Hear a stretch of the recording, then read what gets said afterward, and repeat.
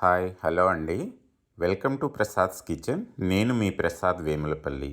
ఈరోజు చేసుకునే అద్భుతమైన రెసిపీ పురాతన కాలం నాటి అల్లం పులుసు అండి.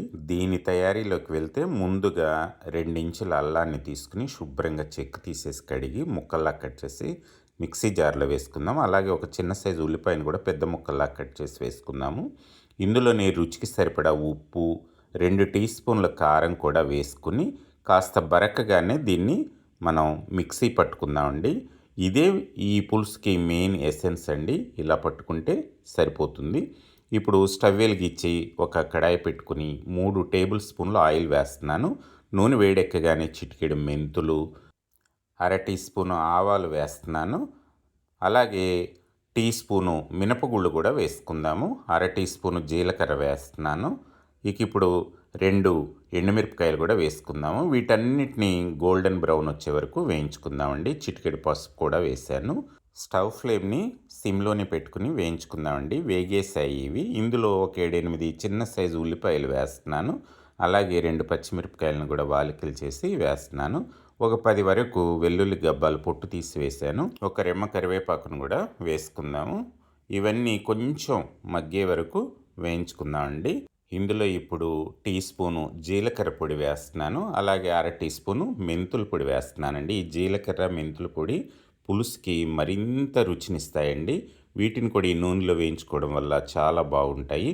ఇప్పుడు మనం ముందుగా మిక్సీ పట్టుకున్నాం కదా, ఆ పేస్ట్ని కూడా ఇందులో వేసేసి కాస్త పచ్చివాసన పోయే వరకు దీన్నంతా కూడా వేయించుకోవాలండి. కమ్మటి వాసన వస్తుంది వేగిన తర్వాత. ఆయిల్ కూడా అంచులకు చేరుతుందండి.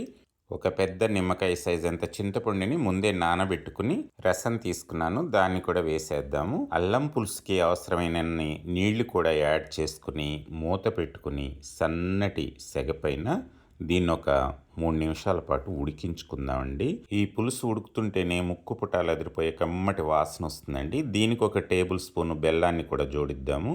ఒక గుప్పెడు కొత్తిమీర వేస్తున్నాను. ఈ రెండింటి రుచి కూడా ఈ పులుసుని నెక్స్ట్ లెవెల్కి తీసుకెళ్తుందండి. అంత బాగుంటుంది. చేసుకోవడం కూడా చాలా అంటే చాలా సింపుల్ అండి.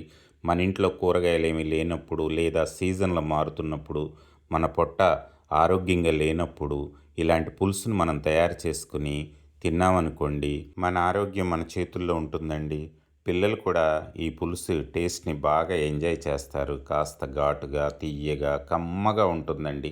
ఇంకెందుకు ఆలస్యం, మీరు కూడా తయారు చేసేసుకుని ఓ మంచి కామెంట్ పెట్టండి. ఈ నా వీడియో మీకు నచ్చినట్లయితే లైక్ చేసి షేర్ చేయండి. అలాగే నా ఛానల్ని ఇంతవరకు సబ్స్క్రైబ్ చేసుకోతే ప్లీజ్ సబ్స్క్రైబ్ మై ఛానల్ అండి. పక్కనున్న బెల్ ఐకాన్ని కూడా క్లిక్ చేయండి.